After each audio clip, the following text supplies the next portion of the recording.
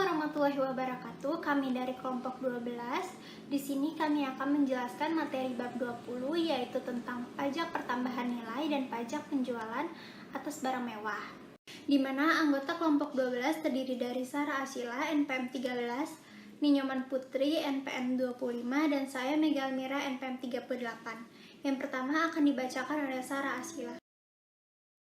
A. Pajak pertambahan nilai, pengertian dan dasar PPN. Pajak pertambahan nilai adalah pajak atas konsumsi barang dan jasa di daerah pabean yang dikenakan secara bertingkat di setiap jalur produksi dan distribusi. Dalam Dirjen Pajak, pajak pertambahan nilai atau PPN didefinisikan sebagai pajak yang dikenakan atas setiap pembelian barang kena pajak atau BKP dan pemanfaatan jasa pajak atau JKP baik di wilayah Indonesia maupun di luar daerah pabean. Objek pajak yaitu meliputi yang pertama ada penyerahan BKP di dalam daerah pabean yang dilakukan oleh PKP, yang kedua ada impor BKP, yang ketiga ada pemungutan dilakukan melalui Direktorat Jenderal dan Bea Cukai, lalu ada penyerahan JKP yang dilakukan di dalam daerah pabean oleh pengusaha, lalu ada pemanfaatan BKP tidak berwujud dari luar daerah pabean di dalam daerah pabean, lalu ada pemanfaatan JKP dari luar daerah pabean di dalam daerah pabean, lalu ada ekspor BKP oleh PKP, lalu ada ekspor BKP tidak berwujud oleh PKP, lalu ada ekspor JKP oleh PKP. Bukan objek PPN. Jenis barang yang tidak dikenai objek PPN yaitu ada yang pertama barang hasil pertambangan atau yang diambil langsung dari sumbernya. Lalu ada yang kedua yaitu barang kebutuhan pokok yang sangat dibutuhkan banyak rakyat. Lalu yang ketiga ada makanan dan minuman yang disajikan hotel, restoran, rumah makan, warung dan sejenisnya. Lalu yang keempat ada uang, emas batangan dan surat berharga. Lalu jenis yang tidak dikenai objek PPN yaitu adalah jasa pelayanan kesehatan medis, jasa pelayanan sosial, jasa pengiriman surat dengan perangko, lalu yang keempat ada jasa catering, lalu yang terakhir ada jasa hotel. Subjek pajak. Pengusaha kena pajak yaitu pengusaha yang melakukan penyerahan BKP dan penyerahan jasa kena pajak yang dikenai pajak berdasarkan Undang-Undang PPN yang dalam kegiatan usaha atau pekerjaan yang menghasilkan barang, mengimpor barang, mengekspor barang, serta melakukan usaha perdagangan memanfaatkan barang yang tidak berwujud dari luar daerah pabean, melakukan usaha jasa atau memanfaatkan jasa dari luar daerah pabean. Lalu ada bukan subjek pajak. Pengusaha kecil yang batasannya ditetapkan oleh Menteri Keuangan kecuali pengusaha kecil yang memilih untuk dikukuhkan sebagai pengusaha kena pajak atau PKP. Tarif PPN. Tarif PPN 10%. Tarif PPN yang berlaku atas penyerahan BKP dan atau JKP adalah tarif tunggal, sehingga mudah dalam pelaksanaannya dan tidak memerlukan daftar penggolongan barang atau penggolongan jasa dengan tarif yang berbeda, sebagaimana berlaku pada pajak penjualan atas barang mewah. Lalu ada tarif PPN 0%. PPN adalah pajak yang dikenakan atas konsumsi barang kena pajak di dalam daerah pabean. Oleh karena itu, terhadap yang pertama, barang kena wujud yang diekspor, lalu ada barang kena pajak tidak berwujud dari dalam daerah pabean yang dimanfaatkan di luar daerah pabean. Lalu yang ketiga ada JKP yang diekspor melalui JKP yang diserahkan oleh PKP yang menghasilkan dan melakukan ekspor BKP atas dasar pesanan atau permintaan dengan bahan dari atas petunjuk dari pemesan di luar daerah pabean. Dasar pengenaan PPN. Yang pertama ada harga jual. Harga jual adalah nilai berupa uang, termasuk semua biaya yang diminta atau seharusnya diminta oleh penjual karena penyerahan barang kena pajak. Tidak termasuk PPN yang dipungut menurut undang-undang ini dan potongan harga yang dicantumkan dalam faktur pajak. Lalu yang kedua ada penggantian. Penggantian adalah nilai berupa uang, termasuk semua biaya yang diminta atau seharusnya diminta oleh pengusaha karena penyerahan jasa kena pajak. Ekspor jasa kena pajak atau ekspor barang kena pajak tidak berwujud. 3. Nilai ekspor.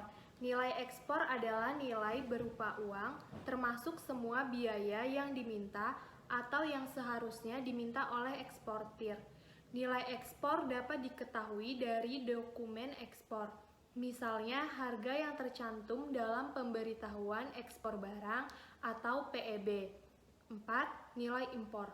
Nilai impor adalah nilai berupa uang yang menjadi dasar penghitungan bea masuk ditambah pungutan berdasarkan ketentuan dalam peraturan perundang-undangan yang mengatur mengenai kepabeanan dan cukai untuk impor barang kena pajak. B. Faktur pajak. 1. Pengertian faktur pajak. Faktur pajak adalah bukti pungutan pajak yang dibuat oleh PKP karena penyerahan BKP atau penyerahan JKP, atau bukti pungutan pajak karena impor BKP digunakan oleh Direktorat Jenderal Pajak, Bea dan Cukai. Faktur pajak wajib dibuat oleh PKP untuk setiap: yang pertama, penyerahan BKP di dalam daerah pabean yang dilakukan oleh PKP. Kedua, penyerahan JKP di dalam daerah pabean yang dilakukan oleh pengusaha. Yang ketiga, ekspor BKP tidak berwujud oleh PKP. Yang keempat, ekspor JKP oleh PKP. Kedua, persyaratan faktur pajak. Persyaratan dari pembuatan faktur pajak yaitu: yang pertama, ada nama, alamat, nomor pokok wajib pajak yang menyerahkan BKP atau JKP. Yang kedua, nama, alamat, nomor pokok wajib pajak pembeli BKP atau penerima JKP. Yang ketiga, jenis barang atau jasa, jumlah harga jual atau penggantian dan potongan harga. Yang keempat, PPN yang dipungut. Yang kelima, PPNBM yang dipungut. Yang keenam, kode, nomor seri, dan tanggal pembuatan faktur pajak. Yang keenam, nama dan tanda tangan yang berhak menandatangani faktur pajak. 3. Fungsi faktur pajak. Adapun fungsi faktur pajak adalah: yang pertama, sebagai bukti pungut PPN yang dibuat oleh PKP atau Direktorat Jenderal Bea dan Cukai, baik karena penyerahan BKP atau JKP maupun impor BKP. Yang kedua, sebagai bukti pembayaran PPN yang telah dilakukan oleh pembeli BKP atau penerima JKP kepada PKP atau Direktorat Bea dan Cukai. Yang ketiga, sebagai sarana pengawasan administrasi terhadap kewajiban perpajakan. Yang C. Cara penghitungan PPN.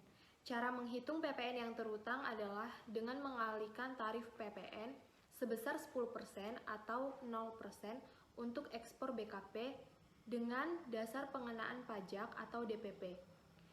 Dasar pengenaan pajak adalah jumlah harga jual penggantian, nilai impor, nilai ekspor atau nilai lain yang ditetapkan oleh Menteri Keuangan yang dipakai sebagai dasar untuk menghitung pajak yang terutang.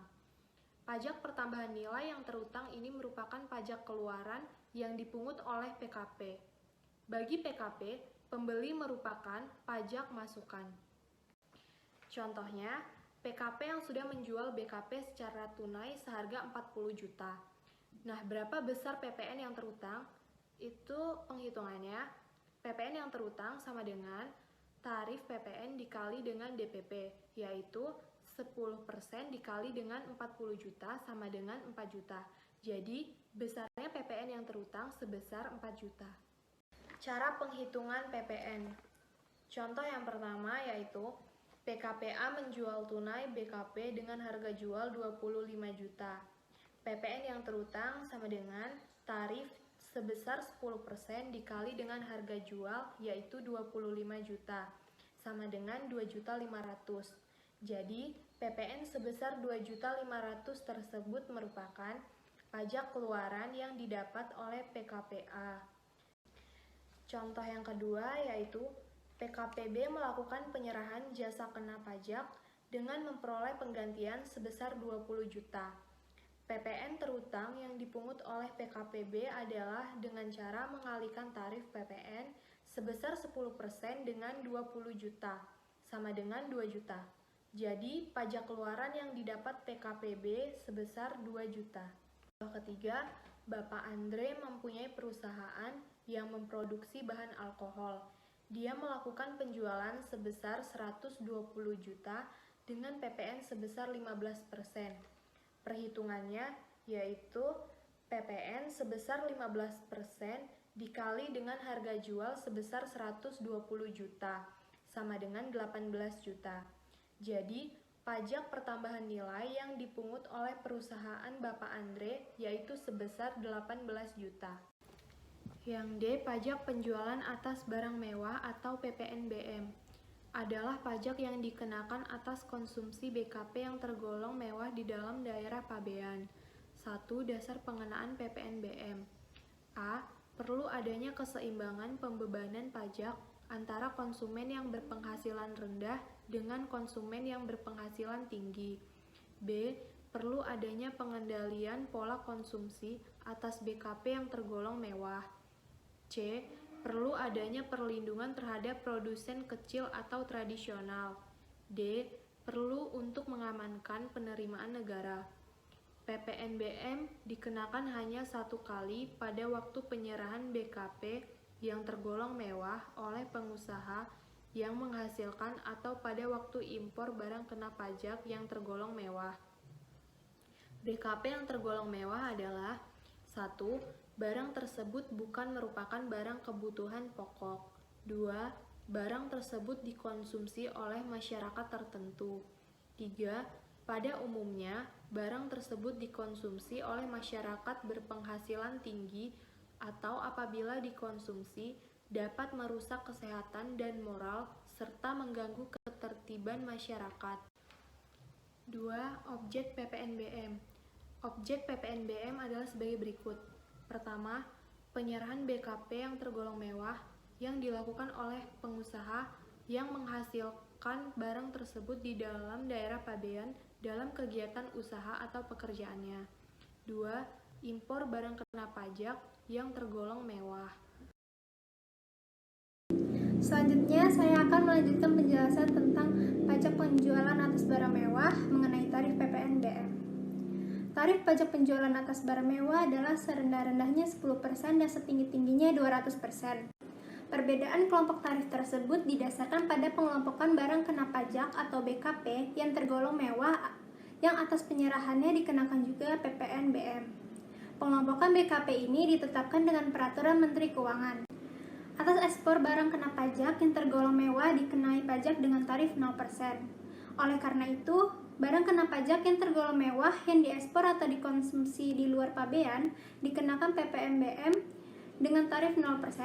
PPNBM yang telah dibayar atas perolehan BKP yang tergolong mewah yang diekspor tersebut dapat diminta kembali. Selanjutnya yaitu mengenai pelaporan PPN dan PPNBM. Yang pertama, PPN dan PPNBM yang dihitung sendiri oleh PKP, pengusaha kena pajak, harus dilaporkan dalam SPT masa dan disampaikan kepada kantor pelayanan pajak setempat, paling lama akhir bulan berikutnya setelah masa pajak berakhir. 2. PPN dan PPNBM yang tercantum dalam SK PKB, SK PKBT, dan STP yang telah dilunasi segera dilaporkan ke KPP yang menerbitkan. 3. PPN dan PPNBM yang pemungutannya dilakukan oleh bendahara pemerintah harus dilaporkan paling lama akhir bulan berikutnya setelah masa pajak berakhir dan oleh Direktorat Jenderal Bea dan Cukai atas impor harus dilaporkan paling lama akhir bulan berikutnya setelah masa pajak berakhir. Selanjutnya yaitu materi tentang saat pembayaran atau penyetoran PPN dan PPNBM. Yang pertama, PPN dan PPNBM yang dihitung sendiri oleh PKP, pengusaha kena pajak, harus disetor paling lama akhir bulan berikutnya setelah masa pajak berakhir dan sebelum surat pemberitahuan masa pajak pertambahan nilai disampaikan. 2. PPN dan PPNBM yang tercantum dalam SK PKB, SK PKBT, dan STP harus dibayar atau disetor sesuai batas waktu yang tercantum dalam surat tersebut. 3. PPN dan PPNBM atas impor harus dilunasi bersamaan dengan saat pembayaran bea masuk. Dan apabila pembayaran bea masuk ditunda atau dibebaskan, harus dilunasi pada saat penyelesaian dokumen impor. 4. PPN dan PPNBM yang pemungutannya dilakukan oleh bendahara pemerintah harus disetor paling lama tanggal 7 bulan berikutnya setelah masa pajak berakhir dan oleh Direktorat Jenderal Bea dan Cukai yang pemungutan PPN atau PPNBM atas impor harus disetor dalam jangka waktu 1 hari kerja setelah dilakukan pemungutan PPN pajak. Selanjutnya yaitu sarana pembayaran PPN dan PPNBM. Yang pertama, untuk membayar atau menyetor PPN dan PPNBM, digunakan formulir surat setoran pajak atau SSP yang tersedia di kantor-kantor pelayanan pajak dan kantor-kantor pelayanan penyuluhan pengeluhan dan konsultasi perpajakan atau yang disingkat KP2KP di seluruh Indonesia. 2. Surat setoran pajak menjadi lengkap dan sah apabila jumlah PPN dan PPNBM yang disetorkan telah sesuai dengan yang tercantum di dalam daftar nominatif wajib pajak atau DNWP yang dibuat oleh bank penerima pembayaran, kantor pos dan giro, atau kantor Direktorat Jenderal Bea dan Cukai penerima setoran. Nah, sekarang kita masuk ke contoh kasus PPN dan PPNBM dalam satu transaksi. Soalnya, yaitu PT Yulanda adalah sebagai importir air conditioner atau AC sebanyak 2000 unit dari Jepang dengan harga impor atau CIF sebesar 500 US dollar per unit. Atas impor AC terutang bea masuk 50%, kurs berdasarkan keputusan Menteri Keuangan 12.000 per 1 US dollar. Perhitungan PPN dan PPN-nya sebagai berikut.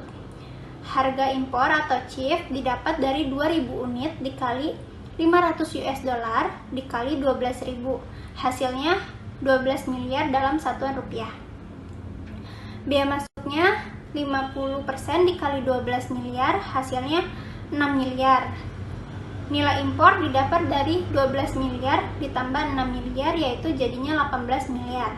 Nah, sekarang kita cari PPN terutangnya. PPN terutangnya yaitu 10% dikali 18 miliar, hasilnya 1 miliar 800 juta. Dan untuk cari PPNBM-nya didapat dari 20% dikali 18 miliar, hasilnya 3 miliar 600 juta. Jumlah yang harus dibayar importir didapat dari 18 miliar ditambah 1 miliar 800 juta ditambah 3 miliar 600 juta, hasilnya jadi 23 miliar 400 juta. Selanjutnya, atas aset tersebut dijual kepada distributor PT Segar dengan harga 5 juta per unit. Perhitungan harga penyerahan sebagai jumlah yang harus dibayar PT Segar sebagai berikut. Harga per unit AC kan tadi 5 juta. Mengeliminasi PPN per unit dengan caranya 1 per 2000 unit dikali 3 miliar 600 juta, hasilnya 1 juta 800.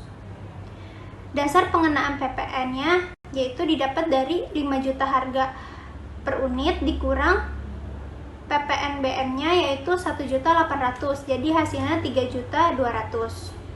PPN terutangnya didapat dari 10% dikali 3 juta 200, hasilnya 320.000.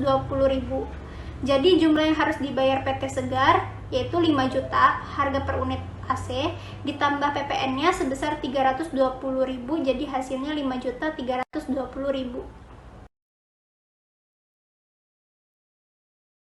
Kesimpulan dari materi bab 20 yaitu pajak pertambahan nilai dan pajak penjualan atas barang mewah lebih menunjukkan sebagai identitas dari suatu sistem pemungutan pajak atas konsumsi daripada nama suatu jenis pajak. Mengenakan pajak atas nilai tambah yang timbul pada barang atau jasa tertentu yang dikonsumsi. Sarannya, masyarakat dan pihak yang merupakan wajib pajak haruslah lebih proaktif dan mempunyai kesadaran untuk mengetahui berbagai hal yang berkaitan dengan pembayaran pajak dan aturan-aturannya. Sementara itu, pemerintah harus bersikap bijak dengan tidak mengambil keuntungan dari uang pajak dan sepenuhnya menggunakan hasil pungutan pajak untuk kepentingan masyarakat dan kemajuan bangsa, sehingga terjadi hubungan yang baik antara masyarakat dan pemerintah dalam urusan perpajakan. Sekian penjelasan dari kelompok kami mengenai materi bab 20 yaitu tentang pajak pertambahan nilai dan pajak penjualan atas barang mewah. Kurang lebihnya kami mohon maaf. Wassalamualaikum warahmatullahi wabarakatuh.